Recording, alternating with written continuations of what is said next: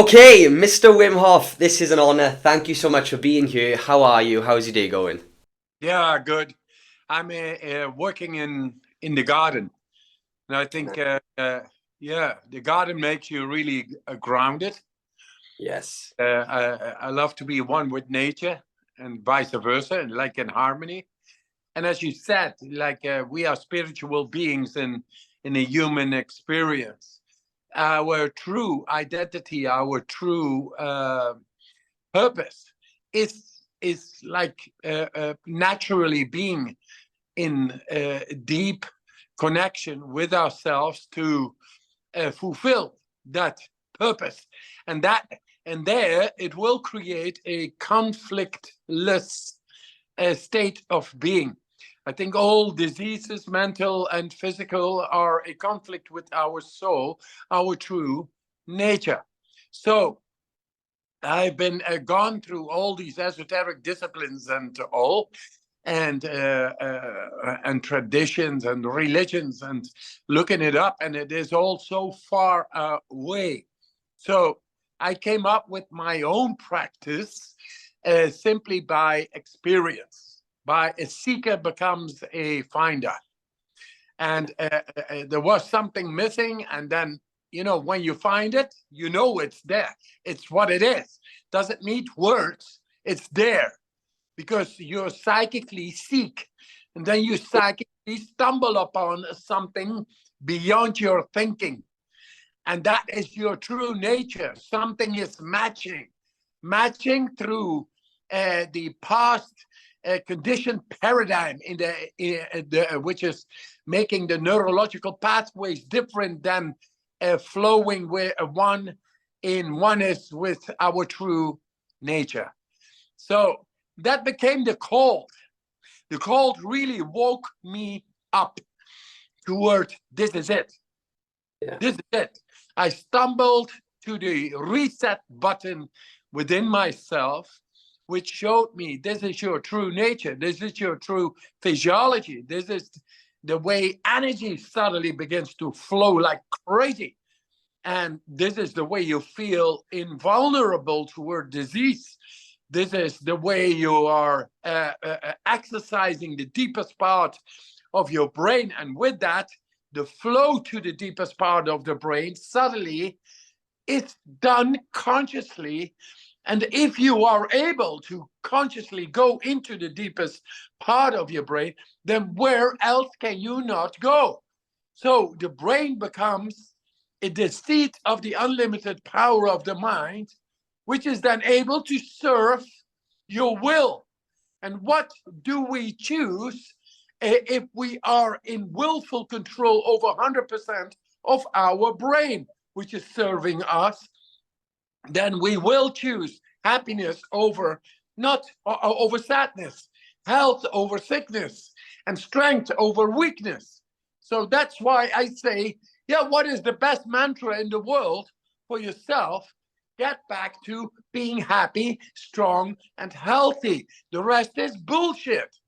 So I'm not serving the bullshit. I want to be happy, strong, and healthy. Yet, look at the world, and then you see a lot of bullshit going on in whatever name and fame they make it appear and justify. I don't care. I believe that our spirituality is meditative when we do nothing, and full of action when we and expressive and creative when we are into action. That is our true nature, because that serves the purpose of who we are and what we are, to realize what we are here for. And then life becomes great, beautiful, powerful, strong, and we serve life because we love life at that moment. We serve life through love, and love is the greatest power Yeah. flowing through. So there we are. Thank you. Great opening. I was introduced to you from my friend Jay, who's a massive fan, and I was recommending him that he should meditate, try meditation, and he said I do something similar, which is these breathing exercises by Wim Hof, and he sent me a link to a video, and then I started diving a bit deeper, and I picked up one of your books, and we relate a lot, because not just through loss, not just through trauma, but through this desire that there is more, and to figure it out and to heal ourselves, and then ultimately help other people heal themselves by giving them the tools. That awareness that we talk about, this spiritual awareness, for me, is a strange story. So when I was like 12, there was this group of people who came from another country to this church in my village. And I wasn't religious, me and my friends weren't religious. But we'd go there, we'd play these games like a few hours a day for 2 weeks. And there was this girl that I fancied. And at the end of these games, they would give lessons from the Bible. And one day this girl said, I want everyone to say this prayer and let God into your heart, and from this day God will be with you. And I was like, well, I fucking fancy this girl, yeah, okay. So I said this prayer. And from that moment I had this awareness that not God in the sense of the Bible, not saying I'm religious, not saying I'm not religious, but God as a collective consciousness, and that we, like you said, are spiritual beings having a human experience. And I read about that in your book too. For the people who follow me, who have had dark pasts like us, that have been through the trauma, been through loss, what steps can they take to figure out who they are? Which is a big question, but if you have any advice there, I'd love to hear it. Oh, it's a simple question with big consequences. Trauma in general is stored up shocking experiences. Could be trauma like accidents, could be psychic traumas, emotional traumas. Doesn't matter. In the end, it is stored up in our body because we cannot deal with it in the moment when we experience the trauma, the experience itself. So, is there a way to process trauma when you are in the ability to, in a relaxed environment, safe environment, then work on that stored up trauma, which is biochemistry? Yes, we are. It is as simple as it comes. If we do these breathing techniques, they go deeply into the autonomic nervous system. And in the autonomic nervous system, which is also the lymphatic system, the trauma has been stored up biochemically. And we are able to change the pH levels, the biochemistry itself, by which it favors the release of this acidic state of the storage of the traumatic experience. And then it all comes out. And this is what I see all the time. These breathing techniques, when done well and deep, and even better when you work with a group of people, because we are social human beings. Social means we interact with each other's energy that favors our flow personally. And that makes us stronger, that makes us more loose, because we are all captured in our own specific conditioning. But if you are with others, you go past your conditioning. And so in a group setting, it's been done much more effective. And this is what I see all the time. It should be implemented in psychiatry all over the world to show and give people the confidence that they are able to process their own trauma in due time when they are in a safe environment. So for the people to give that confidence, that tool, I tell them it's there. You really want to release your deep traumas, go for it. We found the keys. We hand it over to you. Get into these breathing techniques in a safe environment and go deep, as you are naturally equipped and capacitated to go into the depth to process trauma. There is no logic in staying with your trauma all the time, because it will affect psychosomatically the physical body. And in the end, it will obstruct your body. It will create disease and all, because it says, hey, no, you gotta work this out. So we are equipped to do so.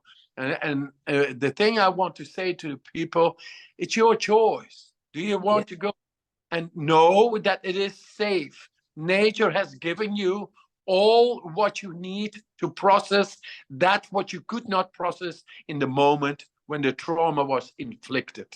It's there. Yeah, I completely agree, and especially when you say it's our choice and there's no point staying with our trauma. So many people, we believe the conditioning we're told, that we think our past is us and it sticks with us and that becomes who we are. So these lessons are very important to break out of that. What would you say for the people who haven't discovered yourself and these techniques, to center and ground themselves, maybe when they're going through times of stress? Is there a go-to technique for you that you would recommend to these people? Yes. First of all, once again, we have the techniques. Yeah. Just try them out for yourself. For example, a very simple technique is 30 deep breaths when you are sitting on a yoga mat or something. And then the last one, last deep breath, take it fully in, let it go. After the exhalation, do push-ups. And you will see that you are able to do double your push-ups just by holding the breath after exhalation. That's the power of breath. I'll try that today. It's technically correct and great to do. It is showing that the power of the breath is yours. And just in 4 minutes, you can convince yourself that you're able to transcend your physical ability, say in the push-ups, which is a simple exercise, but now you can do the double on an exhale. What is that? No, yes. Look, this is my son, youngest. Yeah. Oldest is 40 and he is 5. 40. No, 6 years. He just became 6 years old. Nice. I've got a 2-year-old, a 1-year-old, and one due in 2 months to be my third. Very, very busy. That is to physically convince them. There is a power there. And so people who do not understand, they are like hopeless. They have never been given a tool that really is effective. So they don't know. You have to wake them up to the power first. So I showed them physically that they suddenly, people who couldn't do not even one push-up, suddenly are able to do 10 push-ups. They don't understand, what is this? That is deeply influencing the biochemistry and being able to change it. Once again, trauma and any blockage in the depth is always always transformed into biochemical storage. And we are able to go into that depth through manipulating the breath and thus release through the difference of pH levels, the stored up biochemistry caused by the trauma or whatever they got, inhibitions or fears or this or that. We are able to go into the depth of ourselves, which is nothing more than logic. Yeah. It's natural logic we never got acquainted with in our schools. So it's time that we bring to the people's attention and awareness that we found techniques, and we are proving it on and on in science, that it is completely different than the existent understanding and paradigm of what we are capable of related to, say, fears, to blockages, internal blockages, into trauma, and anything alike, inhibitions, phobias. We are able to work it out. It takes the conviction, the understanding. You can invest into, I cannot. And I say, no, invest with your neural signal called your will to command your body to work it out. And then you use the breath to change the whole physicality, the biochemistry, which affects the nervous system, into the autonomic nervous system, into the any depth we should be able to get into to work it out. and just follow your feeling. Don't think it is difficult to understand. No, it just takes you and yourself go and retrieve and go into the depth. Something is blocking you. You are capable.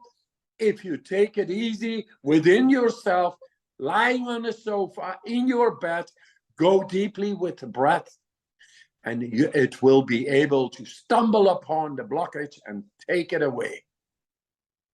There it is.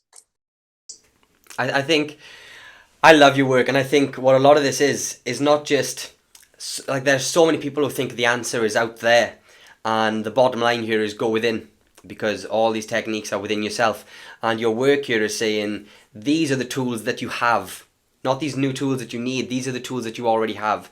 It's time to go in and explore them and figure it out there. I will let you get back to your gardening. Thank you so much for your advice. I know it's going to help so many people.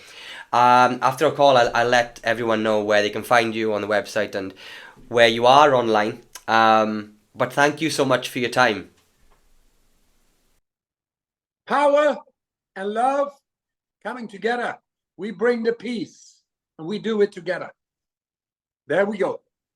Thank you so much for watching. If you'd like to find out more about Wim Hof and Wim Hof's methods, you can head over to wimhofmethod.com, and if you use the code MEDIA35, you get 35% off the fundamentals course.